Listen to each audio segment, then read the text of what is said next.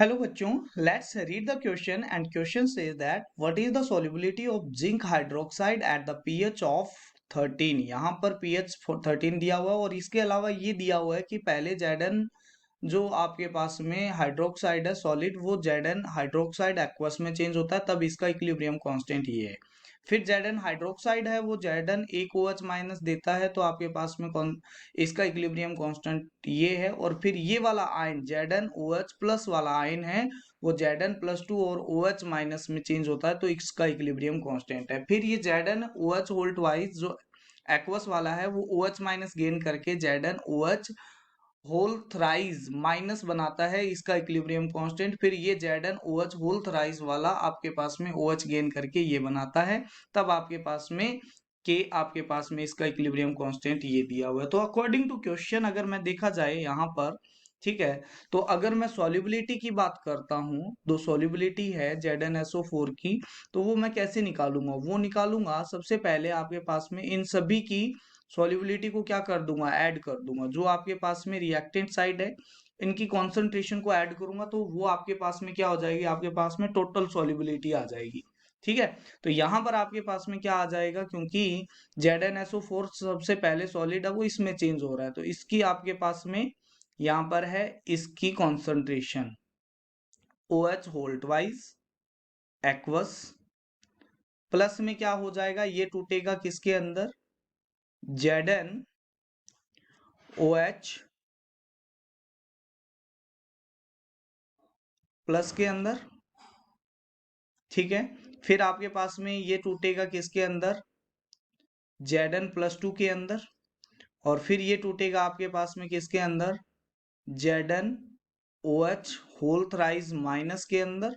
और फिर ये आपके पास में क्या हो जाएगा, Zn OH होल 4 माइनस के अंदर आपके पास में ये हो जाएगा। तो ये टोटल सॉल्युबिलिटी हो जाएगी। अब अलग अलग इक्वेशन का यूज करके अपने को क्या करना है, इनकी कॉन्सेंट्रेशन निकालनी है और इसमें पुट करनी है। ये इक्वेशन नंबर 1 मान लेता हूँ। ठीक है, तो चलो फ्रॉम इक्वेशन 1 से अगर मैं बात करता हूँ, इक्वेशन 1 से, ठीक है, तो यहाँ पर आपके पास में k जो है आपके पास में K1 है, K1 है वो किसके इक्वल आ जाएगा, वो आ जाएगा Zn OH whole twice upon में कुछ भी नहीं आएगा। ठीक है, ये आ गया आपके पास में K1 के इक्वल। तो इसकी जगह मैं क्या रख दूंगा, K1 रख दूंगा, इसकी जगह क्या रख दूंगा, K1 रख दिया जाएगा। ठीक है, तो ये इक्वेशन 1 से आया आपके पास में। अब इक्वेशन 2 से क्या आ जाएगा, इस इक्वेशन 2 से जो K2 है वो कितना आ जाएगा, वो आ जाएगा आपके पास में Zn OH प्लस इन इसकी कॉन्सेंट्रेशन इनटू में क्या आ जाएगा, OH माइनस की कॉन्सेंट्रेशन डिवाइड बाई क्या आ जाएगा आपके पास में Zn OH होल ट्वाइस की कॉन्सेंट्रेशन। ठीक है, ये एक्वस वाला है, ये एक्वस वाला है, ये सारे एक्वस वाले हैं आपके पास में। ये भी एक्वस है, ये भी एक्वस है, ये भी एक्वस है और ये भी आपके पास में एक्वस है। ठीक है, तो यहां से आपके पास में क्या निकल जाएगा, Zn OH प्लस की जो कॉन्सेंट्रेशन है वो कितनी निकल जाएगी, वो निकल जाएगी। क्योंकि इसकी जगह हम क्या लिख सकते हैं, यहाँ पर जो इसकी जगह है इसकी जगह मैं क्या लिख सकता हूँ, K1 लिख सकता हूँ। ये क्या लिख सकता हूँ, इसकी जगह लिख दूंगा K1।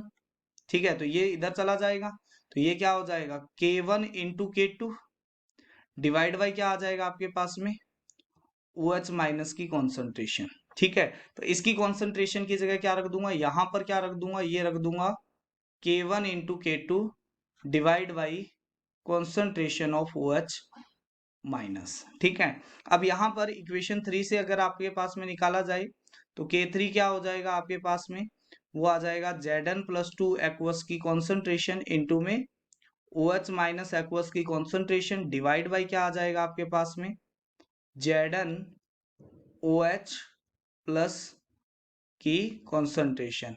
अब इसकी जगह आपके पास में क्या रख दोगे, कहां से आएगा इक्वेशन, ये वाला देखो, ये वाला यहां पर रख दोगे आपके पास में। ठीक है, तो यहां से क्या आ जाएगा, Zn प्लस 2 की जो कॉन्सेंट्रेशन आएगी वो कितनी आ जाएगी, ये K3 है इधर, है ना, और ये है वो इधर मल्टीप्लाई हो जाएगा तो ये आ जाएगा इधर, कितना आ जाएगा K1 into K2 divide by क्या आ जाएगा ओ एच माइनस की कॉन्सेंट्रेशन टू पावर, क्योंकि ये इधर जाएगा डिवाइड में जाएगा तो यहाँ पर आ जाएगा पावर 2।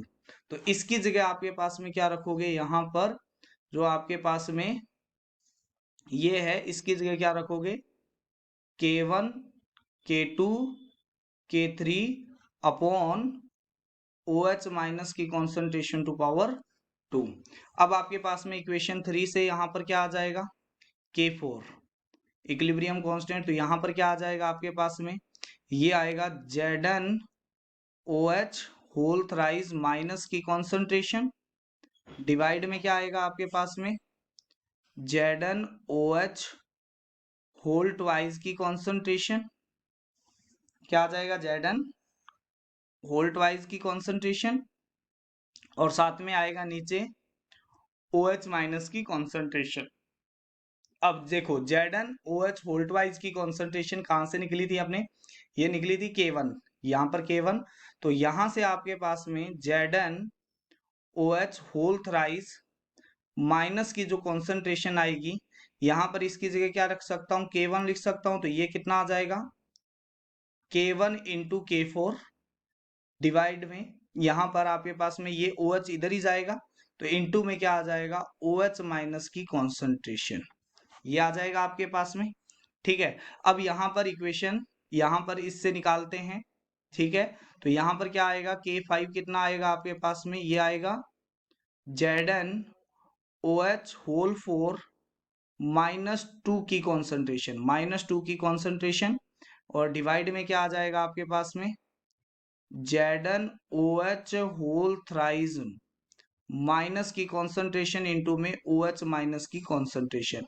अब ये जो वैल्यू है वो यहां से रखोगे आप, तो यहां पर क्या आ जाएगा, ये आएगा Zn OH होल 4 -2 की जो कॉन्सेंट्रेशन आएगी वो क्या आ जाएगी, ये आपके पास में इधर चला जाएगा तो ये आएगा K1 into K4 into K5, और ये OH इधर चला जाएगा और एक OH इधर है तो ये क्या आ जाएगा O माइनस की पावर 2।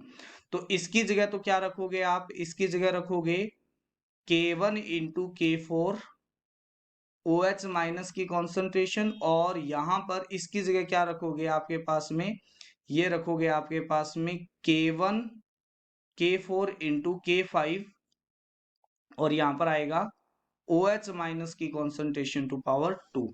अब ये सारी वैल्यू आ गई है तो यहां से आपके पास में सॉल्युबिलिटी जो S है वो क्या आ जाएगा, वो आ जाएगा K1 प्लस में कितना आ जाएगा आपके पास में K1 into K2 divide by OH minus की कॉन्सेंट्रेशन प्लस में यहां पर Zn प्लस 2 की जगह आ जाएगा K1 K2 into K3 divide by क्या आ जाएगा OH माइनस की पावर 2, और प्लस में यहां पर क्या आ जाएगा K1 into K4 OH minus की कॉन्सेंट्रेशन, और साथ में क्या आ जाएगा K1 into K4 into K5 और OH माइनस की कॉन्सेंट्रेशन टू पावर 2 आ जाएगा। अब आपके पास में pH दी हुई है 13, तो POH कितनी हो जाएगी, ये हो जाएगी 14 25 डिग्री सेल्सियस पर, तो OH माइनस की कॉन्सेंट्रेशन कितनी आ गई, वो आ गई आपके पास में POH आ जाएगी 1, है ना, 14 माइनस 13। ठीक है, तो POH कितनी आ गई, यहाँ पर POH आ गई आपके पास में 1। ठीक है, अब आपके पास में OH माइनस की कॉन्सेंट्रेशन 10 टू पावर -1 हो जाएगा, -1 हो जाएगा, तो ये लिख देंगे 0.10 molar.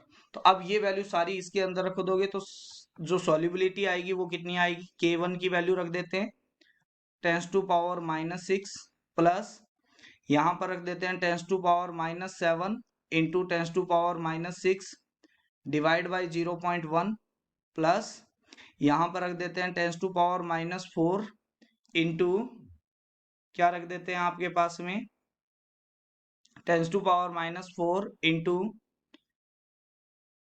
10 to power -7 into 10 to power -6 divide by 0.12 power 2 plus यहाँ पर इसकी वैल्यू रखते हैं तो कितना आएगा 10 to power -6 into 10 to power tens to power 3 और इनटू में आएगा 0.1 और प्लस में tens to power -6 into tens to power 3 into tens to power -6 और ये आ जाएगा 0.1 का होल स्क्वायर। ये सारी K1 K2 और K3 K4 की वैल्यू अपने ने यहाँ से पुट कर दी है। ठीक है, तो जब इसको सॉल्व करोगे तो ये अप्रोक्सीमेटली जो आंसर आएगा वो आएगा 2 into tens to power -4 molar. ये आपके पास में इसमें क्या आएगा, सॉल्युबिलिटी आ जाएगी। जो आपके पास में कौन सा आंसर है, जो आपके पास में है डी आंसर। तो यहाँ पर डी इज द करेक्ट